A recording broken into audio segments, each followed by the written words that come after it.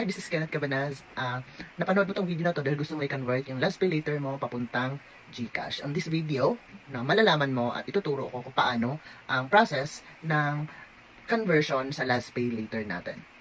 So para sa process, via checkout process, ito yung mag-o-order ka sa Lazada shop ko, tapos gawing pambayad yung last pay later mo para magamit natin yung last pay later mo.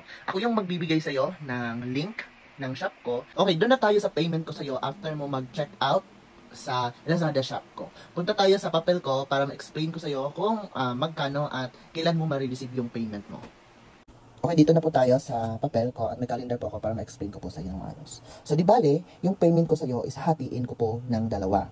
2 gives po siya. Halimbawa, 5K last is equivalent to 4K cash. So, i-divide ko siya into 2. So, first payment is 2K and last payment is 2K. So, 4K siya lahat total. So, kailan mangyayari ang first payment?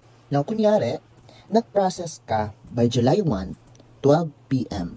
So, makukuha mo ang first payment mo by July 1, 4 to 5 p.m. Kasi may cut-off ako every 3 p.m. Lahat ng madrop ko on the same day ay bayad on the same day sa first payment. Now, if you process beyond 3 p.m., next day na yung first half payment mo. Okay? Sana naintindihan po yun. Kailan naman makukuha ang second or last payment?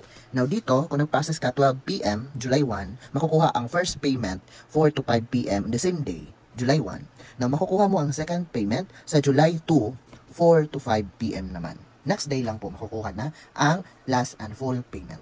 Okay, sana naintindihan yung explanation ko. Basta ang main point lang doon na pag nag-process ka, hindi pa umabot ang 3 p.m., automatic that day, marireceive mo ang first payment. So, saan mo makukuha ang Lazada shop link? So, ako pa magbibigay sa iyo ng link at kung may mga katanungan ka pa, feel free to PM me at sasagutin kita at ipapaliwanag ko sa iyo.